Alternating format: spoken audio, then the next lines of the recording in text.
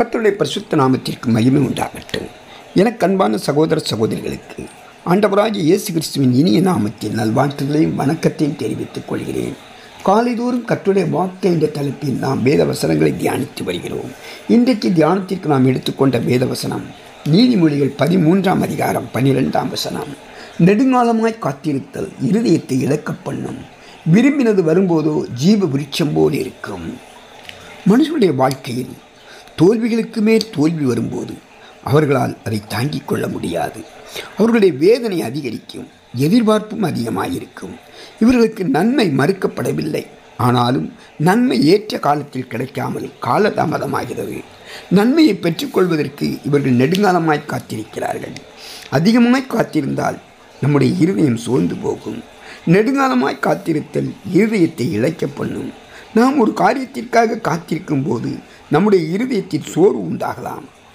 நாம் அதை பெற்றுக்கொள்ளும் போது நம்முடைய இருதயத்தில் அதிக சந்தோஷம் உண்டாகும்.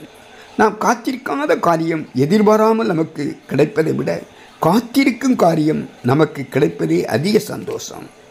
நாம் விரும்பினது வரும்போது நமக்கு ஜீவ விருட்சம் போல் இருக்கும். இதுவே சந்தோஷத்தின் தோட்டத்தை போல் இருக்கும். கர்த்தருடைய பரிசுத்தவான்களாகிய நாம் நம்முடைய பரலோக ஜீவியத்திற்காக இப்பிரபஞ்சத்தில் காத்திருக்கிறோம். நித்திய ஜீவனை அனுபவிப்பதற்காக நீடிய பொறுமையோடு காத்திருக்கிறோம். பரலோகத்தில் பிரவேசிக்கும் காலம் வரைக்கும் நாம் இப்பிரபஞ்சத்தில் பரதேசிகளாய் போல சஞ்சரித்து கொண்டிருக்கிறோம். நாம் விரும்பிய பரலோக ஜீவியம் நமக்கு கிடைக்கும் போது அது நமக்கு ஜீவ விருட்சம் போல இருக்கும். நாம் நெடுங்காலமாய் காத்திருந்து நமக்கு கிடைக்கும் போது அது நமது நம்பிக்கைக்கு கிரீடமாயிருக்கும். காத்திருந்து ஆசீர்வாதத்தை பெற்றுக்கொண்டவர் ஆபிரகாம் என்று நாம் வேதத்திலே வாசிக்கின்றோம். எந்த காரியத்திற்கும் நெடுங்காலமாய் நீங்கள் காத்து கொண்டிருக்கிறீர்களோ இன்றைக்கு அந்த காரியத்தில் ஒரு முடிவை, ஒரு அற்புதத்தை செய்வேன் என்று கர்த்தர் சொல்கிறார். என் வாழ்க்கையில் எப்பொழுது ஒரு மாறுதல் வரும் என்று காத்துக்கொண்டிருக்கிறீர்களா? நீங்கள் எதிர்பார்க்கும் காரியத்தை தேவன் பொறுப்பேற்று ஒரு அற்புதம் செய்யப் போகிறார்.